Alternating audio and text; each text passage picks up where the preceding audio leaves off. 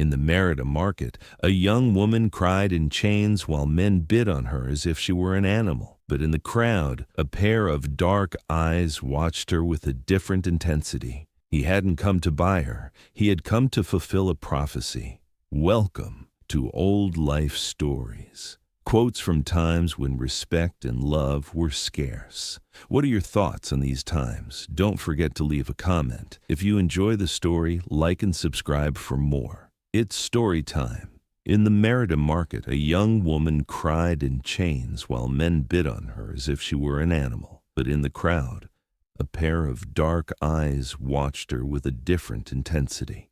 He hadn't come to buy her. He had come to fulfill a prophecy. In the arid lands of Yucatan, where the sun punished mercilessly and henequen haciendas stretched as far as the eye could see, lived Jimena Cardenas, a 24-year-old young woman whose name meant "she who listens" in Hebrew, but whose prayers had never been heard by anyone.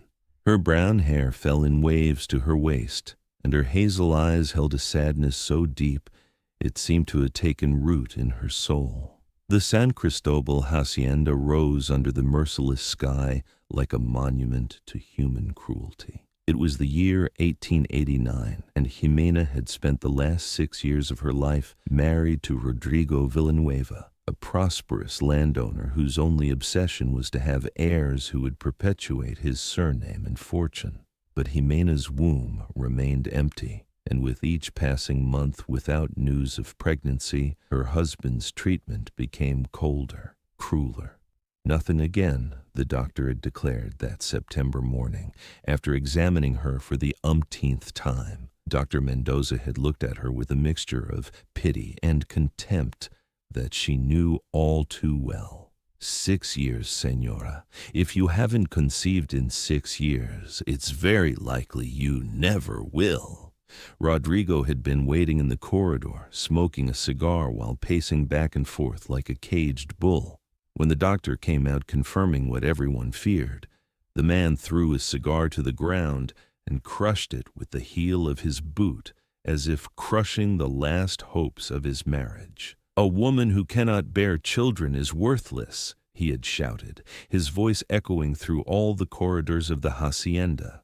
"She's like a barren tree that only consumes water and never bears fruit." Jimena felt each word like a physical lash. She remained motionless in the doorway of her room, watching her husband walk away toward the stables. She knew he wouldn't return that night. Rodrigo had found comfort in the arms of Lupe, the foreman's daughter, a girl of barely 17, whose wide hips promised the fertility that Jimena could never offer.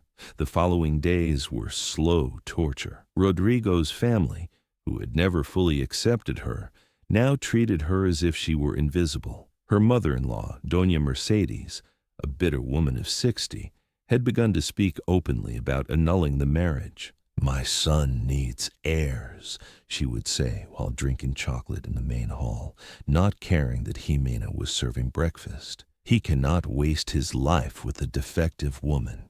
We must find a solution." But the most devastating blow came from where she least expected it. One hot October afternoon, her own parents, Esteban and Rosa Cardenas, arrived at the hacienda in a ramshackle cart. Jimena ran to greet them, her heart filling with desperate hope. Perhaps they were coming to rescue her, to take her back home.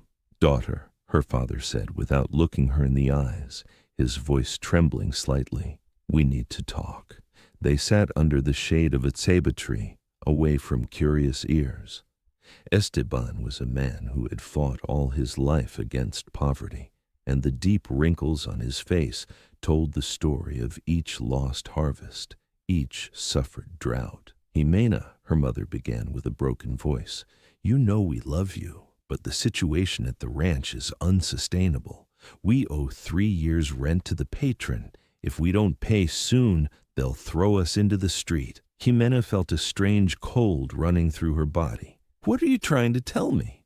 Her father finally looked up, and she saw in his eyes a shame that terrified her. "We met a man, a very prosperous merchant. His name is Baltazar Cortez. He He needs a woman to manage his hacienda. He offered us 200 silver pesos for you." Jimena's world stopped. "You're selling me," she whispered in a voice she didn't recognize as her own. "Your own parents are selling me as if I were cattle." "It's not like that," her father protested weakly. "It's an opportunity. Cortez is a rich man. He would treat you well. You'd be like a respected housekeeper." But Jimena wasn't listening anymore. She walked away from them staggering, while the weight of betrayal crushed her. Her own parents, the people who supposedly loved her most in the world, had put a price on her pain. That same afternoon, Baltazar Cortez arrived. He was a man of about 50, corpulent, with gray mustaches stained with tobacco, and small, cruel eyes that evaluated everything as if it were merchandise. He wore a dark suit despite the suffocating heat, and carried a cane with a silver handle that he made sound against the ground while speaking. "So this is the merchandise," he said, examining Jimena from top to bottom without the slightest trace of humanity in his gaze. "She looks strong enough. Does she know how to cook, clean?" "Yes, sir," Esteban answered for her, as if Jimena couldn't speak for herself. Cortez walked around Jimena, studying her as if she were a mare at a livestock market. "And it's confirmed she cannot have children, correct?" The question cut the air like a razor. Jimena felt herself crumbling inside, but kept her head high, refusing to give him the satisfaction of seeing her cry. "Yes, sir," her mother murmured. The doctor confirmed it. "But she's very hard-working, very obedient." "Better," Cortez grunted with a smile that chilled Jimena's blood. "I don't want complications on my hacienda. Fertile women bring problems, suitors, scandals. This one will be perfect." He took out a leather bag from his jacket and slowly counted 200 silver pesos on the table. The metallic sound of the coins resonated like funeral bells. Esteban and Rosa looked at the money with a mixture of relief and shame that definitively broke Jimena's heart. "The deal is done," Cortez declared, putting away the papers.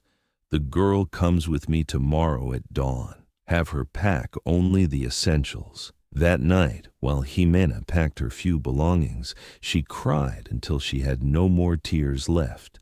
Each object she touched seemed to say goodbye to her. Her mother tried to come in to console her, but Jimena locked the door. The following dawn, Baltazar Cortez arrived with his cart. Jimena got on without looking back, without saying goodbye to her parents, who remained at the entrance like pillars of salt. The merchant cracked the reins and the horses started moving. During the 2-day journey to Merida, Cortez explained her duties with a casual cruelty that revealed his true nature. It wasn't a housekeeper he needed. It was a slave, a property he could use and abuse at will. When they arrived at his hacienda, Jimena discovered a place that seemed taken from her worst nightmares. The property was in poor condition, with peeling walls and a smell of dampness and abandonment. But the worst wasn't the house. It was Cortez's constant presence, who followed her with his gaze like a predator stalking its prey. The first weeks were indescribable hell.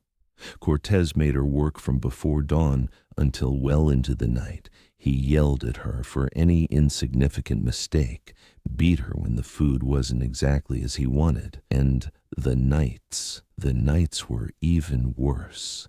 Jimena learned to move like a ghost through the house, trying to be invisible, not to provoke her captor's rage. But nothing she did was enough.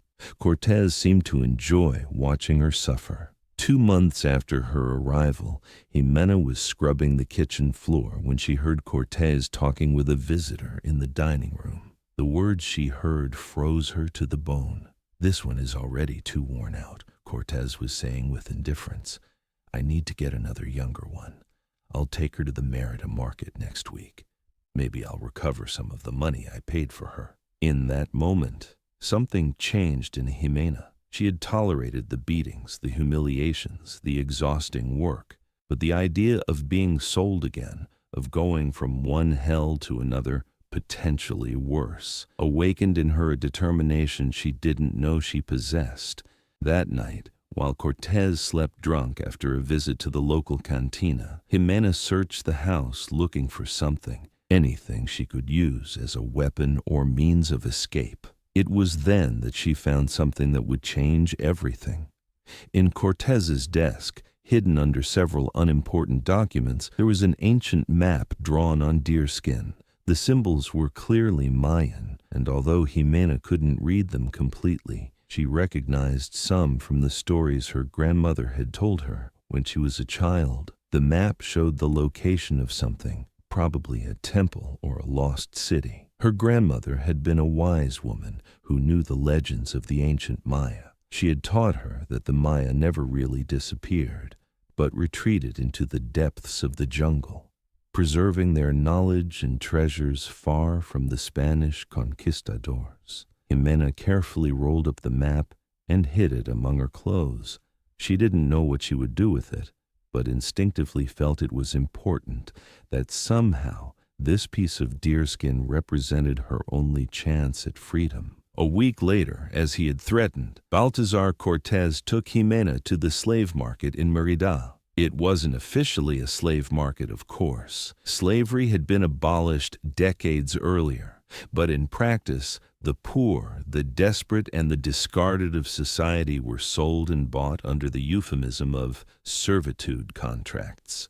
On market morning, Cortez chained Jimena's wrists with iron shackles. "So you don't get any ideas about escaping," he growled while tightening the locks with unnecessary force. "Although I doubt anyone will want you. You're too skinny and have that wounded animal look that scares away buyers." The market was a chaotic place full of shouts, negotiations, and the mixed stench of human sweat, animal manure, and rotten food. Jimena was placed on a wooden platform next to other servants for sale, mostly young women or orphaned children. Men began to approach, evaluating her with looks that made her feel less than human. They touched her hair, examined her teeth as if she were a horse, made crude comments about her figure. "How much for this one?" asked an obese man with alcohol breath. 300 pesos, Cortez responded, inflating the price. "She's strong,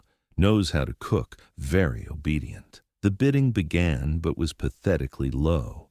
As Cortez had predicted, something in Jimena's appearance, in her eyes that had seen too much pain, drove away potential buyers. It was at that moment, while silent tears rolled down her cheeks and despair threatened to consume her completely, that Jimena felt something strange. It was as if someone was watching her, not with the vulgar lust of the other buyers, but with a different intensity, almost reverent. She slowly looked up and her eyes met a man who stood out completely from the crowd. He was tall, with bronzed skin and clearly Mayan features. His black hair fell to his shoulders, decorated with small jade beads. He wore simple but quality clothes, and around his neck wore a necklace with a symbol that Jimena immediately recognized from the map she had stolen. The man wasn't participating in the bidding. He simply watched her with an expression Jimena couldn't decipher. There was recognition in his eyes, as if he knew her, although she was sure she had never seen him before. When the bidding reached barely 150 pesos and seemed to be stalling, the Mayan man finally spoke. His voice was deep and resonant, cutting through the chaotic noise of the market like a clear bell. 500 gold pesos. The market fell into absolute silence. 500 gold pesos was a fortune, more than most of these merchants earned in an entire year. Cortez turned toward the man with eyes shining with greed. 500 gold pesos, he repeated incredulously. "For this woman?" The Maya nodded calmly, taking from his bag a leather pouch that made an unmistakable metallic sound. 500 gold pesos, he confirmed, but under one condition. The servitude papers are destroyed immediately. She will be free. Cortez hesitated. The amount was tempting, but there was something about this man that unsettled him. "Who are you to make such an offer?" "My name is Kinich Janab Pakal," the man responded with dignity that admitted no questioning. "And this woman is more valuable than you could ever understand." Faced with the astronomical offer, Cortez had no choice but to accept. The gold changed hands. The papers were publicly destroyed, and the chains were removed from Jimena's wrists. For the first time in months, she was technically free. But as Cainich helped her down from the platform with a gentleness that surprised her, Jimena couldn't help but wonder, who was this man? Why had he paid such a fortune for her? And what did his full name mean, which in Mayan language meant Great Sun-Bright Shield? Come, Cainich told her softly, guiding her away from the crowd.